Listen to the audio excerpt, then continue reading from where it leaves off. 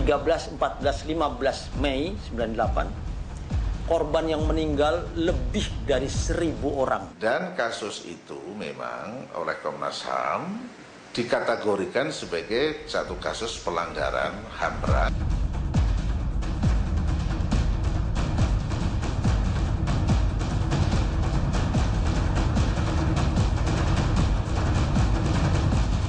Setiap bulan Mei, bangsa ini selalu mengingat kerusuhan Mei 98 adalah tragedi kemanusiaan karena ribuan nyawa hilang dan terjadi pelanggaran HAM di seluruh penjuru negeri. Ironis, banyak yang mengingat namun hanya sedikit yang masih berjuang menuntut negara mencari dalangnya. Lagi-lagi, sikap bangsa ini seolah terjebak di jalan yang panjang untuk membuka payung hitam sejarah. Dan sepertinya pemerintah tak cukup nyali untuk mengungkap tragedi Mei 98 meski ada yang mengaku siap memberikan bukti.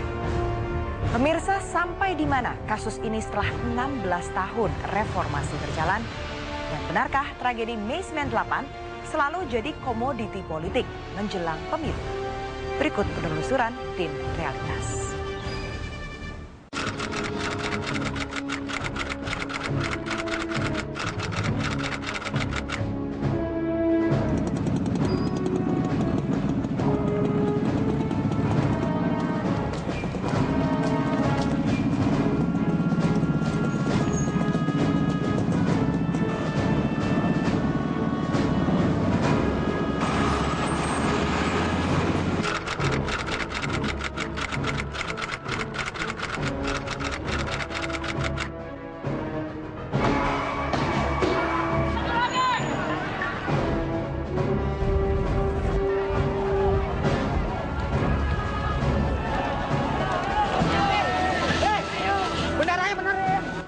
Orang ditekan masalah hak berorganisasi dan membentuk organisasi kemasyarakatan berkumpul, meledak semua.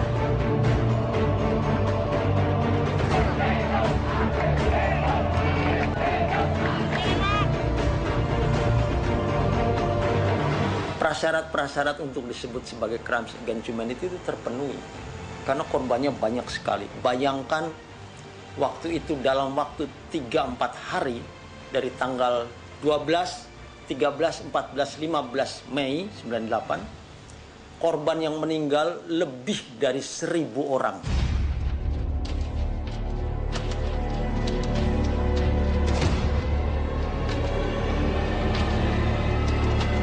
Genap 16 tahun tragedi Mei 98 terjadi. Dari tahun ke tahun, peringatan tragedi ini selalu ramai dan seperti telah menjadi ritual tahunan. Padahal, PR terbesar belum terselesaikan hingga detik ini, yakni mengungkap siapa pihak yang paling bertanggung jawab atas kerusuhan yang menelan banyak korban jiwa dan materi ini. Padahal, tim gabungan pencari fakta sudah dibentuk sejak pemerintahan Presiden Habibie. Ya, situasi saat itu memang cukup rumit. Mereka yang diduga merencanakan kerusuhan adalah para pemegang komando militer. Bahkan santer terdengar kerusuhan ini akibat dari persaingan di tubuh militer. Bukan hanya Pak Wiranto, Pak Prabowo juga diperiksa waktu itu oleh TGPF. Semua pejabat militer ketika itu karena diduga kuat bahwa militer dan polisi waktu itu terlibat di dalam kegiatan-kegiatan sistemik sehingga dikatakan bahwa negara terlibat di dalam tragedi Mei 98. Nah, dari segi itu maka telah terjadi crimes against humanity. Jadi pelanggaran hak asasi berat itu. TGPF ini namanya sudah disetir oleh orang yang tidak suka kepada Pak Harto dan kepada Prabowo. Udah jelas dong, masa kejadian pertemuan tanggal 14 karena merancang tanggal 13, di mana itu logikanya? Itu namanya provokatif untuk menjatuhkan Prabowo. Memang tragedi Mei 98 memunculkan perdebatan sengit dan panjang siapa yang paling bertanggung jawab atas pelanggaran HAM saat itu. Menariknya, masing-masing pihak mengklaim punya bukti kuat jika nanti ada pengadilan HAM. Celakanya, negara seperti tak mampu menyelesaikan masalah bangsa ini. Sekali lagi, masyarakat pun menjadi korban perang informasi di media massa.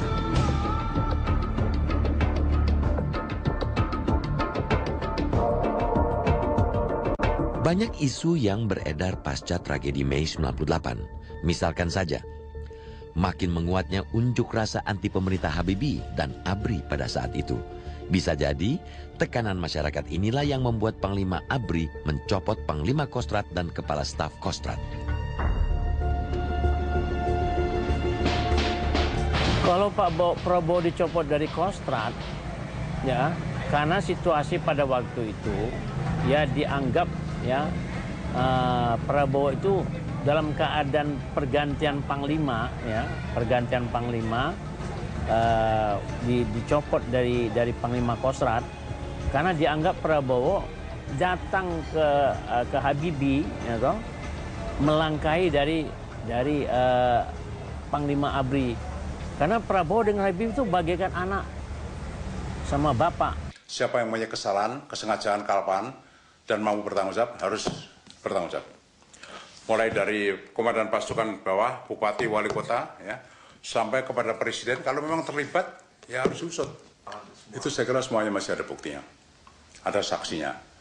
Contohnya Keflan Chen kan siap di Komnas HAM nanti, kita lihat. Itu orang yang mengetahui betul oleh Keflan Chen.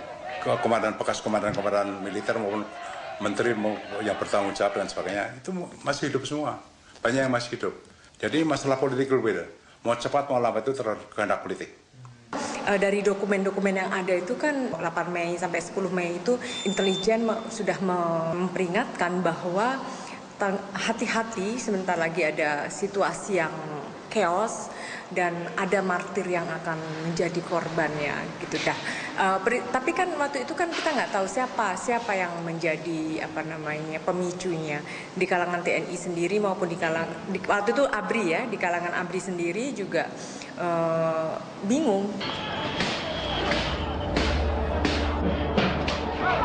Dugaan adanya permainan intelijen memang sulit dibuktikan.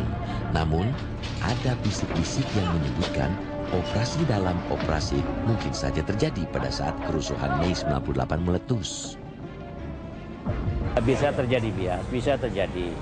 Jadi semacam double agent to main, pseudo intelijen bisa jadi. Tapi dalam faktanya urutan-urutan yang dia buat nyatanya betul kejadian. Rapat di sana kejadian meledak.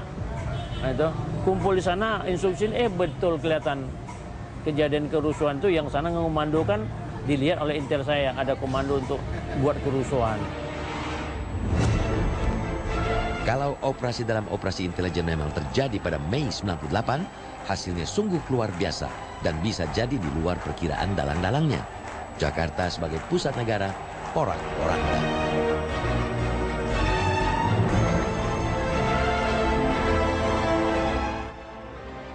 Bukan perkara mudah menuntut kasus pelanggaran HAM masa lalu terungkap. Meski ada banyak temuan yang bisa jadi alat bukti, mereka yang terlibat sulit tersentuh hukum. Faktanya, hingga saat ini masyarakat juga belum melihat keseriusan negara meneruskan rekomendasi dari Komnas HAM untuk menyeret aktor tragedi Mei 98 ke pengadilan. Pertanyaannya adalah sampai di mana rekomendasi Komnas HAM itu sudah berjalan? Realitas segera kembali.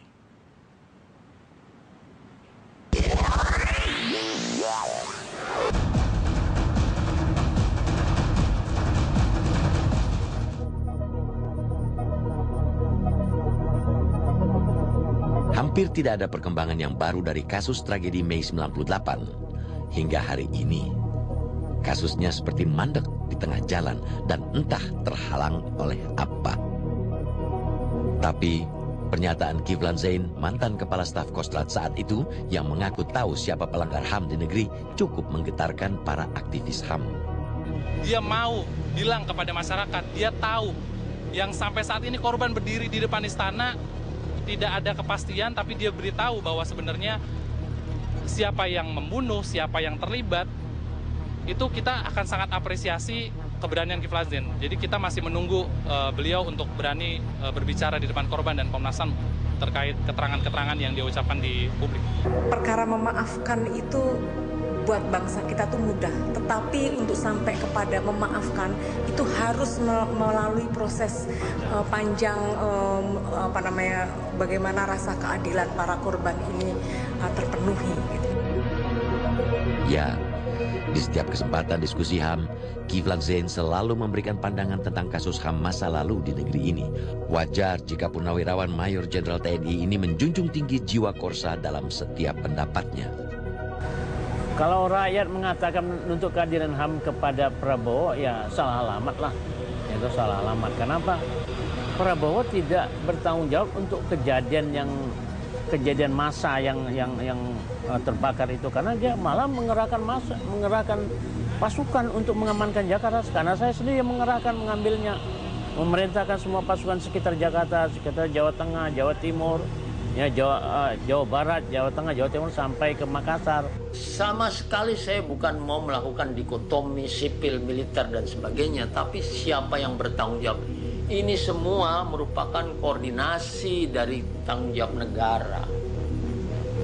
Sederhana, sebuah pemerintahan yang sudah mulai kehilangan legitimasinya dari rakyat ingin mempertahankan, namanya regimentasi, ingin mempertahankan proses kekuasaannya dengan segala cara. Caranya membuat chaos masyarakat, lalu dia akan muncul sebagai pahlawan lagi. Itu rencananya. Sekali lagi, tragedi Mei 98 belum menemukan titik terang siapa yang harus bertanggung jawab terhadap hilangnya ribuan nyawa kerugian ekonomi yang sangat besar. Masing-masing pihak seperti mencari aman dengan menghindari kasus ini. Bahkan, negara pun seakan tidak peduli terhadap tragedi ini. Seingat saya, untuk peristiwa kerusuhan Mei, itu Komnas HAM sudah selesai menjalankan tugasnya melakukan penyelidikan pro justisia. Dan kasus itu memang oleh Komnas HAM dikategorikan sebagai satu kasus pelanggaran HAM berat, yaitu kejahatan terhadap kemanusiaan. Karena unsur-unsurnya terpenuhi, dan pada saat peristiwa itu terjadi, pihak-pihak pelakunya juga diidentifikasi ciri-cirinya, tempat-tempat kejadiannya. Nah, jadi memang ini kasus sudah selesai penyelidikannya dan sudah diserahkan kepada jaksa agung untuk ditindaklanjuti. Komisi Nasional Hak Asasi Manusia atau Komnas HAM telah menyerahkan berkas hasil penyelidikan kasus Mei 98 ke Kejaksaan Agung pada tahun 2005. Namun, laporan ini mangkrak sampai detik ini. Desakan Komnas HAM agar Presiden mengeluarkan Kepres pembentukan HAM ad hoc juga menemui jalan buntu. Ya, jadi itu yang kemudian Komnas HAM sangat sesalkan ya. Begitu sebenarnya proses ini nampaknya berhenti dengan Menko Polhukam karena beliau sampaikan harus menunggu RUU KKR, kemudian kami melakukan langkah menyurati Presiden, Komnas HAM untuk bertemu dengan Presiden. Nah, tapi ternyata melalui Pak Sudi Silalahi dijawab surat kami bahwa Presiden tidak punya waktu untuk bertemu dengan Komnas HAM. Nah, itu yang sesungguhnya sangat kami sesalkan. Tampaknya tragedi Mei 98 hanya akan menjadi bulan-bulanan isu miring di tengah masyarakat. Bukti-bukti yang telah dirangkai untuk menjerat aktor kerusuhan juga tak mampu menembus tembok istana. Jelas tidak ada keseriusan negara memfasilitasi terungkapnya kasus HAM berat Mei 98. Pemirsa, benarkah para aktivis HAM kini mulai disusupi mereka yang berambisi jadi penguasa? Realitas segera kembali.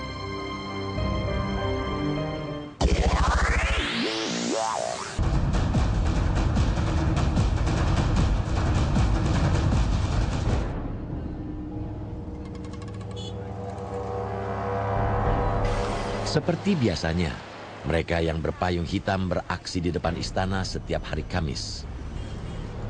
Mereka tidak pernah bosan untuk menuntut pemerintah agar mengungkap semua kasus pelanggaran HAM di masa lalu, termasuk tragedi Mei 98. Selain momentumnya pas di bulan Mei, Kamis 8 Mei 2014 adalah aksi ke-352 kali mereka. Ada yang menarik untuk diamati.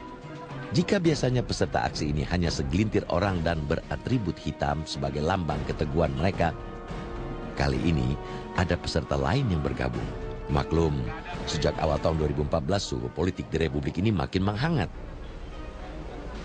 Jujur aja, di aksi Kamisan sebenarnya kita membebaskan siapapun untuk memilih, punya hak pilih masing-masing.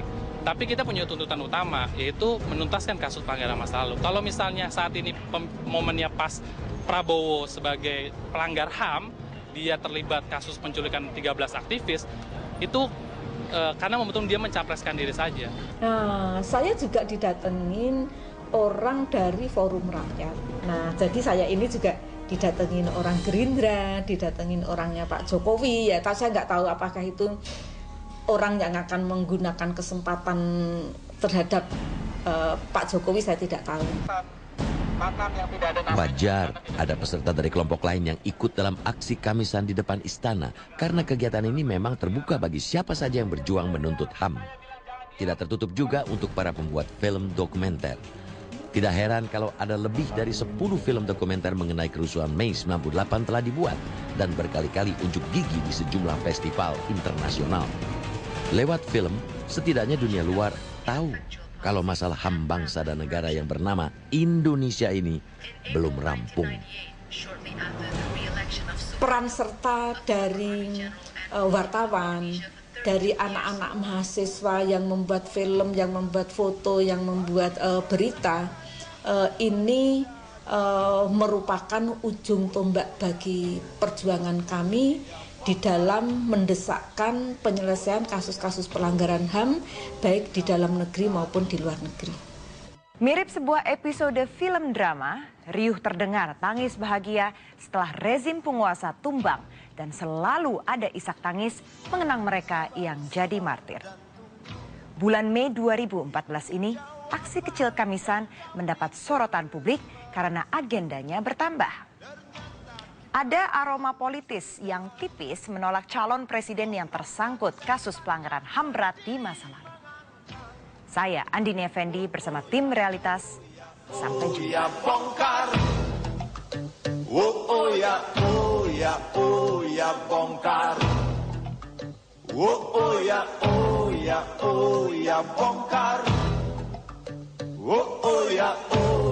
Oh ya bongkar.